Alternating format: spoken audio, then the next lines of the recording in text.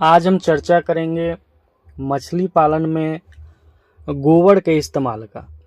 अगर इसका सही इस्तेमाल किया जाए तो बहुत ही कम खर्च में मछली पालन संभव है और बहुत ही कम खर्च में आपके तालाब में मछलियों के लिए प्राकृतिक आहार जो है वो मेंटेन रहेगा सालों भर, अगर उचित मात्रा में, सही मात्रा में इसको डाला जाए।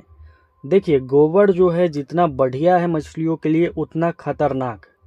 तो आपको सही जानकारी होनी चाहिए कि गोबर तालाब में कब डालना चाहिए, कितना डालना चाहिए, कैसे डालना चाहिए और किसके साथ डालना चाहिए। दोस्तों, मछली पालन में गोबर की बहुत बड़ी भूमिका है, बहुत बड़ी। खाद में अगर किसी चीज़ की भूमिका है मछली पालन में तो वो गोबर पहले नंबर पर आता है, फिर सरसों की खली आता है खाद के रूप में, तीसरे नंबर पर यूरिया डीएपी आता है। तो गोबर का अगर हमने सही इस्तेमाल कर दिया तो मछली पालन में हमारे तालाब में मछलियों के भोजन की कभी कमी नहीं होगी। लेकिन अगर हम सही मात्रा में ना डालें तो ये हमारे लिए, मछलियों के लिए घातक, जानलेवा साबित हो सकता है।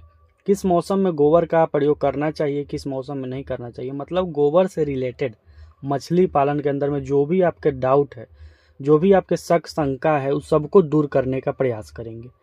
सबसे पहले कहना चाहते हैं, किसी भी प्रकार का मछली का बच्चा आपको चाहिए, दिए हुए नंबर पर कॉल करके आप मंगवा सकते हैं।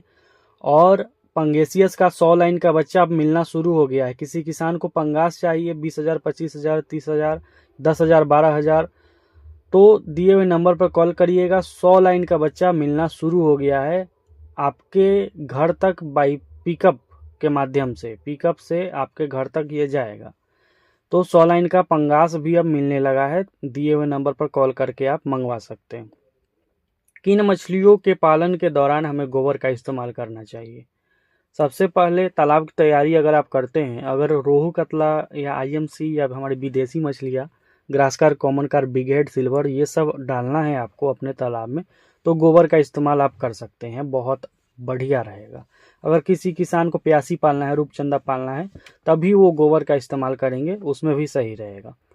लेकिन अब कैटफिश पालना है, जैसे देसी मांगुर पालना है, हाइब्रिड मांगुर बहुत लोग पालते हैं, सिंगी पालते हैं, तो वो सब में गोबर का इस्तेमाल करने की ज़रूरत नहीं पड़ती है।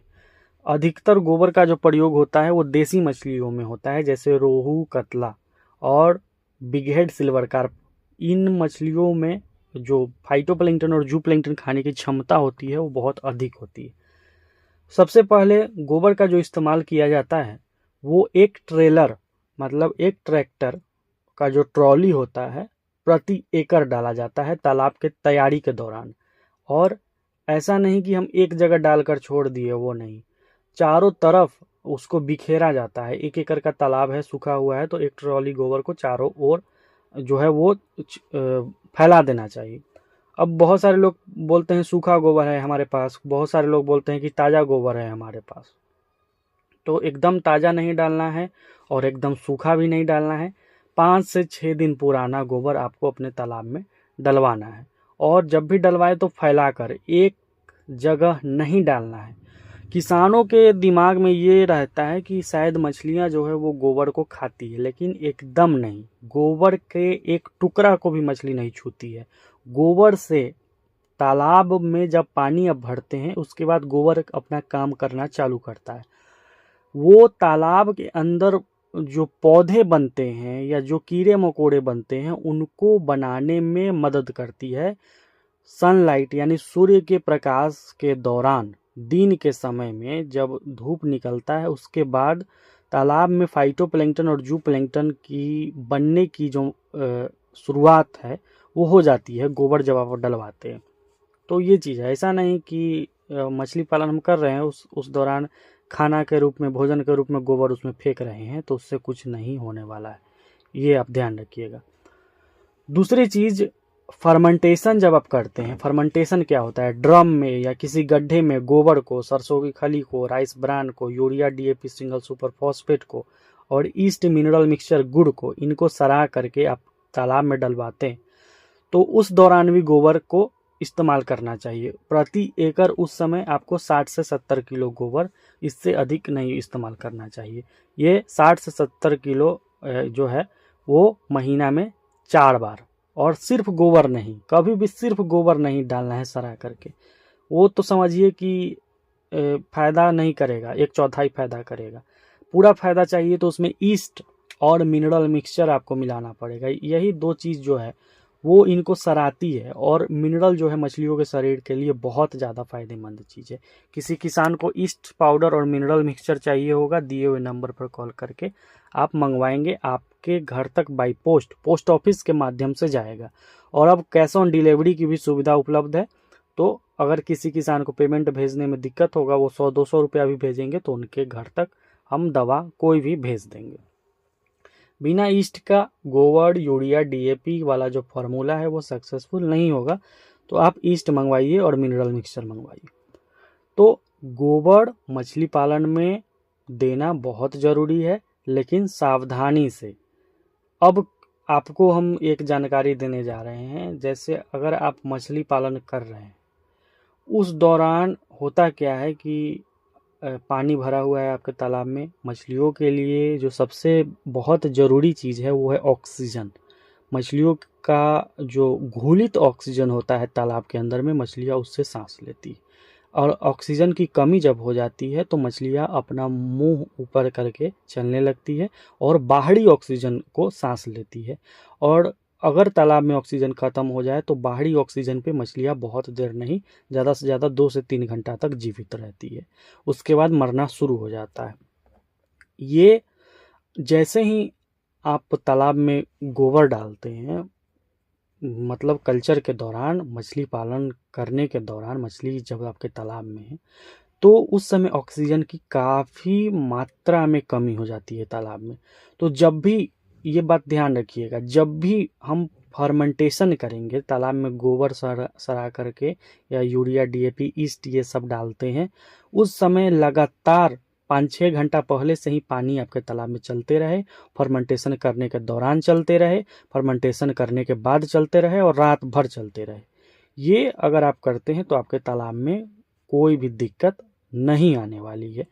और जब फाइटोप्लैंक्टन और जूप्लैंक्टन बनने की जब प्रक्रिया शुरू होती है गोबर यूरिया ये सब डालने के बाद, उस समय भी मछलियों को तालाब के अंदर में ऑक्सीजन की कमी होती है, ऑक्सीजन को सोखा जाता है, गोबर ऑक्सीजन को बहुत हद तक कम करती है। तो उस समय एकदम सावधानी रखना है कि गोबर की मात्रा अधिक ना हो। अगर एक ड्रम आप मटेरियल तैयार करते हैं जिसमें गोबर ईस्ट यूरिया डीएपी सारी मटेरियल होती है, तो उसमें 60 से 70 किलो, 200 लीटर वाला ड्रम में मात्र 60 से 70 किलो गोबर देना है, 20 किलो यूरिया, 10 किलो डाई, ऐसे करके, और 2 kilo east, 3 kilo mineral mixture, इस प्रकार से आपको करके देना है। बहुत अधिक, अब ऐसा नहीं कि हमारा 1 एकड़ का तालाब है, एक ट्रेलर गोबर ले लिए और जाकर एक जगह पटा दिए, उसको कोई फायदा नहीं करेगा, उल्टा उसमें कीड़ा पनपेगा और वो मछलियों के लिए बहुत ज़्यादा घातक साबित होगा। तो ये प्रक्रिया, ये चीज़ आपको नहीं करना है। किसान भाइयों, गोबर जितना फायदेमंद है मछलियों के लिए उतना घातक है। बरसात के दिनों में जैसे ही जून का महीना, जुलाई का महीना शुरू होगा, गोबर डालना एकदम बंद कर देना है। उस समय आप प्लैंक्टन पाउडर डालिए, जू प्लैंक्टन पाउडर डालिए, या ईस्ट और सरसों की खली आप डाल सकते हैं। गोबर उस समय मछलियों के लिए जानलेवा साबित होता है। तो ये सब सावधानी है आपको रखनी है। और कल्चर के दौरान कभी भी सीधा गोबर को तालाब में नहीं फेंकना है, उसको जब डालना है तो यूरिया डीएपी ईस्ट और मिनरल के साथ ही सरा करके ड्रम में 7 दिन फर्मेंटेट करके उसको अपने तालाब में डालना है। आधी अधूरी जानकारी हमेशा घातक होती है। तो आप ये, अगर गोबर डालने जा रहे हैं तो आप कॉल करके या व्हाट्सएप पर ये पूछ लीजिएगा कि हम कैसे डालें, कितना डालें, किन मछलियों में हम डालें। आईएमसी में, रोहू कतला में आप डालिए, इससे जू प्लैंक्टन और फाइटोप्लैंक्टन काफ़ी मात्रा में तालाब में बनता है। ये कभी न सोचें कि आपकी मछलियाँ जो है वो गोबर को खाएंगी। गोबर को कोई भी मछली जो है वो नहीं खाता है। उससे तालाब के अंदर में नेचुरल प्राकृतिक पौधे डेवलप होते हैं, प्राकृतिक जो जीव जंतु है उनका निर्माण होता है। उसको कतला खाती है, उसको रोहू खाती है, उसको बिघट खाता है, उसको सिल्वर खाता है, उसको मृगल खाता है, उसको कॉमन कार्प खाता है, सारी मछलियाँ खाती है। तो ये काम आप करेंगे। किसी किसान को ग्रास कार्प का स्पॉन चाहिए, चालू हो गया है। अमूर कार्प का स्पॉन चाहिए, दिए हुए नंबर पर कॉल करके आप मंगवा सकते हैं।